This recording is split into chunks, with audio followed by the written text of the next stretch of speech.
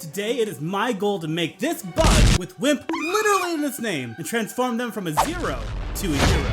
Hello everybody, my name is Christian Pokémon Champion and I think bugs rock. Well, not that kind of rock. Also, what's with this PNG over my face? Sorry about that, old habits. Alright, let's begin. I named myself Job Jr. Sorry mom, at the ripe old age of, what does it say on my stay ID? 10, I've become a man. Time to fly the nest. Meowth, you okay there buddy? So to start our hero's journey, I picked what is clearly a Wimpod as my starter, naming them Zenitsu from Demon Slayer. With Hal being our first battle, I wanted to gauge just how tough this challenge would be. It's gonna be a really tough video if that's the best joke I got. While I did win, it was really close. I was glad I at least didn't have another Pokemon in the party. Otherwise, their ability Wimpod would have forced us to switch out once our Pokemon's HP fell below 50%. Why does he even have that ability? Don't mind me, I'm just walking on water. Where does this door go? Oh, to Oblivion.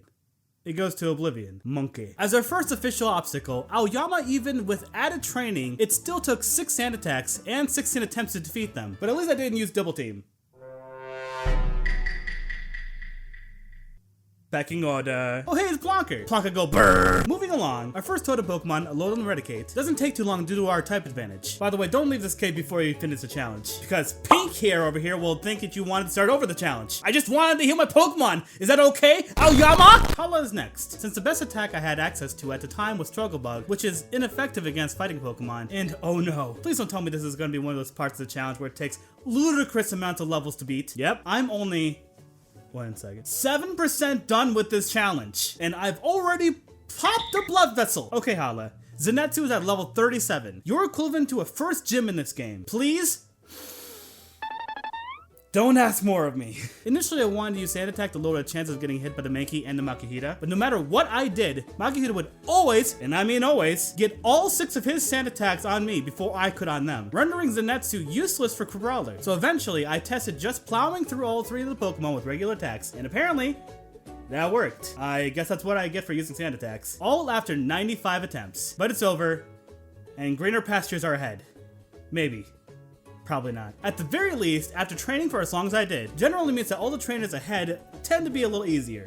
Usually. Except Mr. My Hand is Possessed. They gave me some trouble with their wing attacks. That, and the only attack I had was 4 times weak to Zubat. But after a bit of patience, 4 hours is all that I needed to pass through. Dang, people have literally close to beating this entire game in the same amount of time. Monkey. Wait, no, you got the wrong guy! Thankfully, Wishy-Washy gave me a short reprieve since I happen to have Hidden Power Grass. I didn't know Crasher Wake was in this game. Come on, Vo. Move your body, move to the music, move to the music. For the fire trial, unfortunately, even though I was able to feint Marowak, I was already at such a low HP that the Magmar afterward would have been too tough, let alone the Salazzle thereafter. But before resorting to training, because training is literally the worst, I decided to go around the region in search of some helpful items, just in case any might make this trial easier. It wasn't too long before I found this.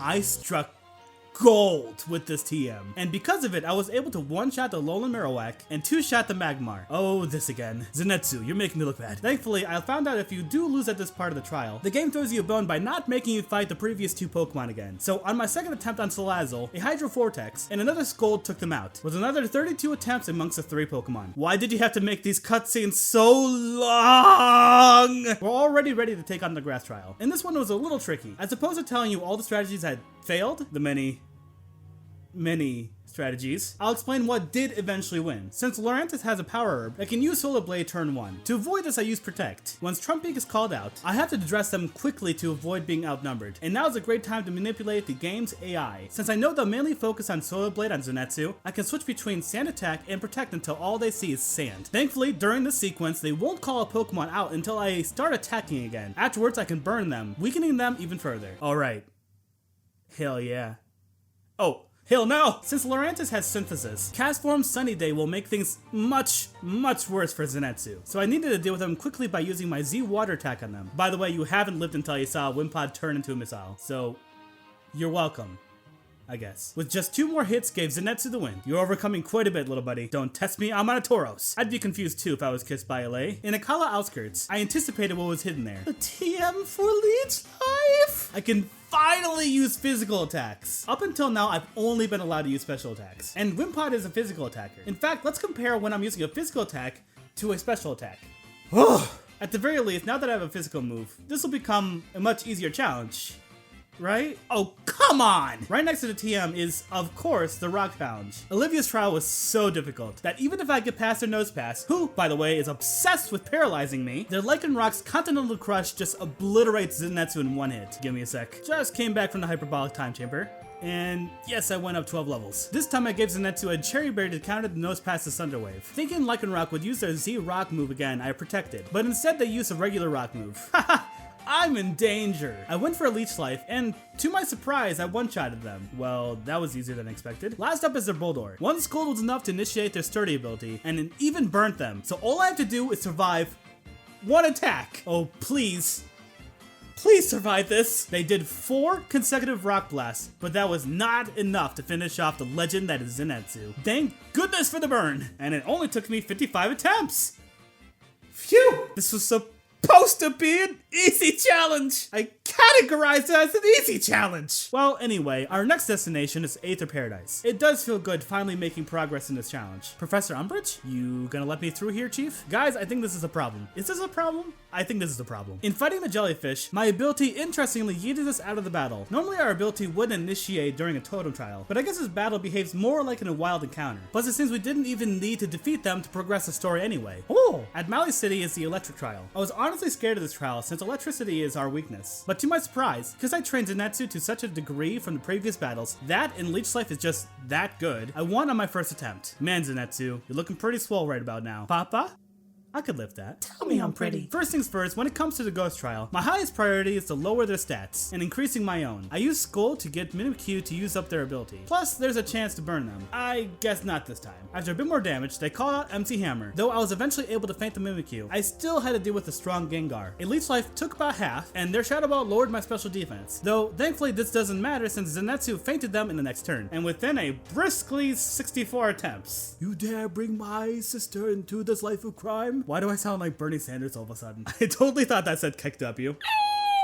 After narrowly defeating not Giovanni, I then swept through the Dark Trial. By the way, am I the only guy that thinks that this guy is based off of Ben Stein? For the next section of the game, we'll have to deal with the shenanigans of Team Bad Guy of the day, meaning a rematch with not Giovanni yet again. But this time, I was having a lot more trouble with them. Ironically, their masquerading was the most problematic factor. In fact, the only reason I eventually won, aside from going up 10 levels, was that they missed Air Slash. Literally, they were still KOing me at this level. Keep in mind, I went up literally 20 levels since the last time I saw this guy, which was 2 minutes ago! At least now I can progress to the real big bad. On my first attempt, I did lose, but it seems this is yet another battle that the player isn't required to win. Man, I mean, I guess I can't complain? Did that tree just frisk me? Monkey. In the ground trial, their mod still sent Zenitsu to the center of the earth since I forgot to put Skull back on them. But then, once I did, Zenitsu swiftly swept them. And directly after this, we face our final trial. Komodo's defenses make Leech Life basically useless. So I opted more for a stall tactic, with Toxic, Protect, and Sand Attack. Even though this was effective, it still took me 30 attempts. Lastly, knowing that I would have a tough time with Jellyfish Mom, I decided to bite the bullet and level up to level 100. I defeated both my rivals for the final time, and I think Zenitsu's finally ready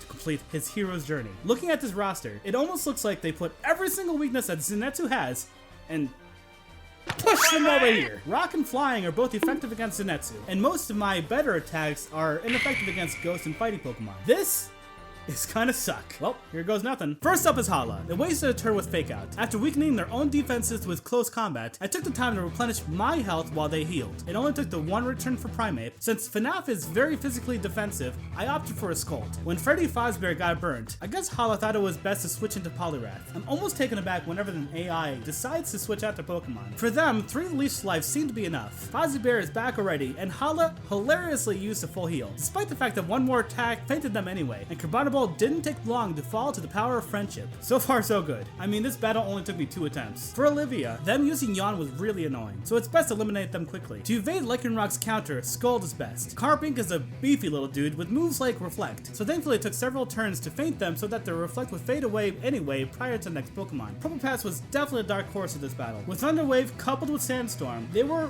very agitating. So as to hinder them as much as possible, I resorted to an awkward first date. Then spammed Confide like my life depended on it, eventually having Leech Life feint them. Lo siento, mi amor. Our final obstacle is Golem. Man, why does Golem have a fuller beard than me? Thanks to a bit of luck, we finally won. Not gonna lie, 57 attempts doesn't sound that bad, considering for a second there I thought this was going to be impossible. I decided to go for the flying user next. My main reasoning was that since Zenitsu was paralyzed from the previous battle, Facade might then become the secret to winning this next one. Oh wow, never mind. Nonetheless, it only really took us 4 attempts anyway. Because of Skarmory's massive defense, Scold was the best move. Mandibuzz has Flatter, which will increase my special attack in exchange for confusing me. Little does she know that that was my plan from the very beginning. Aside from the Facade thing. Because now I can use Scald under 2 cannon, even burning them. Oh, dang, they still hit like a truck. After Crobat almost fainted Zenitsu, I fainted them too. And once again, due to their flatter from earlier, I utterly cooked their final bird with a Scold. Now is the 4th and final Elite 4 member. Sableye will of course use Fake Out, which means that Protect is the best response. They then fainted to a single Leech Life, 2 for Dhelmise, Frostlass is next, and I felt it was best to immobilize them with Retract since Leech Life is now ineffective. For the next 4 turns, I throw hot boiling water on Frostlass while they make googly eyes. For the Sandcastle, I tried to wash them away with Scold, while they tried to take advantage of Zenitsu's neurotic nature. The move is called Never-Ending Nightmare. That's absolutely terrifying! Zenitsu, you can do it! Face your fears! And after one more attack, Zenitsu proved himself by kicking down a little kid's sandcastle. Good job, dude. Drifblim only has Ominous Wind as an attack, so as long as I keep using Leech Life, I can win this match with relative ease. This was done on my 2nd attempt. For the most part, this Elite Four has been extraordinarily easier than I thought, but all that comes to a halt once I faced Kukui. Here's how this one battle became the toughest of my entire YouTube career. Also, as you can tell, I'm recording at a different time. His first Pokemon, Lycanroc, can be taken down with just 1 Leech Life, and the Braviary with 2 returns, but it was ultimately this dang Magnezone that gave me so much trouble. I was just trying to make sound effects. Zenitsu's weak to their electric attacks. Plus, due to their steel typing, none of my moves can even make a dent on this magnet. So what did I do to pass this guy? Well, here's a long list of things I did. It's just a DSM-5. Z Sleep Talk to increase my critical hit ratio? No. Confide to lower the special attack? No. Z Rain Dance to strengthen my Scold? Haha. Wrong. Z Taunt to increase my physical stats by 1 stage. 9! Z Skull to hopefully KO them. N-O. How about Laxin Sense? No, no, no, no, no! So what in the holy name of Brigadier Alex Louise Armstrongs did I do? What strategy did I pop out of my ginormous posterior to beat this Adonis of a man? Bleeping Double Team. Man, foreshadowing's a bear. I went this entire stupid challenge without using it. And believe you me, I didn't want to. But you know what? Despite using such an unholy move, it took me a total of 729 total attempts to just take down the Magnezone. At least 500 of those are just a double team strategy. You don't know just how neurotic I was afterwards. Kukui blew away every other member of the 200 and up club. I did this challenge before the start of speedrun. Literally July 2021. So after all of that, Wimpod was finally put into the Hall of Fame. Get some water. I'm always nervous about doing this part. Along with Todd, Bellsmart, Uhura, MC Hammer, Grooch, Taki, Jock, Joseph, Team Rocket, Priceless, Purpose, Doug, and Doug, Good Boy, Norman, Ivy Birds, the Explosion Squad, H, Aaron, Brett, Foot, T, the Pacifist, Kaido, the Legion of Darkness, Team Toxic, Marky Moo, and the competitive team. Man, I have really weird team names with an in-game time of roughly 68 hours. And that's it. If you have any prayers, please let me know below. And with that, I say, keep being awesome. This is the first time I've ever done a challenge with my face being shown the whole time. I'm going to try to do better next time, but either way, I hope you enjoyed. Initially, I attempted to use Sand Attack to lower the chances of getting hit by the Makihita. Why is it like that? Why can't you just fit? That's what she said.